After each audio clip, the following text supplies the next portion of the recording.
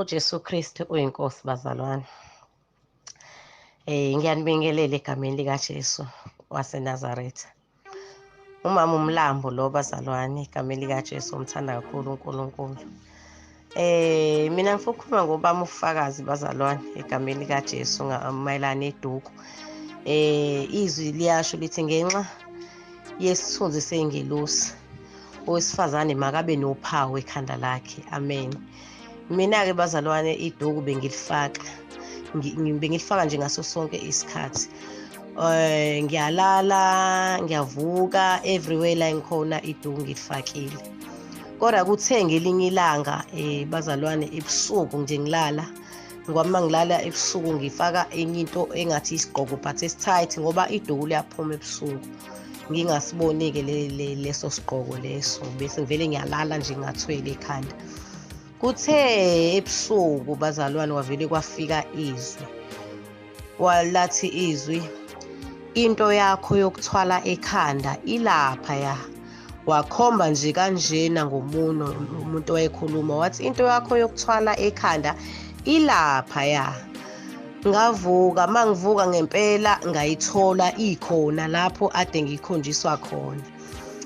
Amen bazalwane. Ngivusa ubaba uMlambo ngimxoxele ngithi hawu, yazi sekwenzeke kanje kade ethi ngilala ngingathwele. Okusho ukuthi bazalwane iduku kumuntu wesifazane.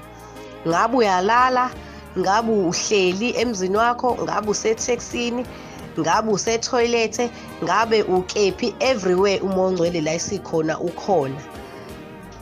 And nangenxa yezwi futhi elithi umuntu wesifazane uma ekhuleka noma eprofetha ekhanda lakhe makabe nesembozo.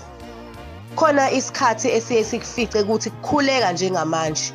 Uzogijima nini, uzoyithatha into yokuthwala ekhanda? For example nje thina kuke kwaqhamuka umama ekhama efika nengane igule lokufa, ingane ikhukhumala isisu esisingaka. Waqhamuke seshaya icabhaka nokhanda ukunokha wangena ngaphakathi wayilahla lapha ingane. Kufanele ukuthi siyikhulekele. Nayi ingane yafa. Sazoqala phansi uyocingana neduku yekuma-odrop ufuna namaduku ukuthi usuthwala ekhanda. Bazalwane nje izwi likaNkulunkulu liyilo futhi ngeke size siliguqule. Intando yaNkulunkulu simele ukuyenza, siyathanda, asithandi. Masifuna ukuya ezulwini kumele senze izwi likaNkulunkulu. Kumele izwi likaNkulunkulu liphile ngaphakathi kuwe, ngoba malingakaphili ngaphakathi izwi likaNkulunkulu uzophikisana vele nalo, uzofuna yonke inhlobo yevesi ezama ukuphikisana nalento le efuna uNkulunkulu. So bazalwane kubalekile ukuthi izwi likaNkulunkulu maliphile ngaphakathi kithi. Uma seliphila ngaphakathi izwi likaNkulunkulu kithi, akukho into eshiyo uNkulunkulu ezwini lakhe esizomelana nayo uma sifuna ukuya ezulwini. Amen.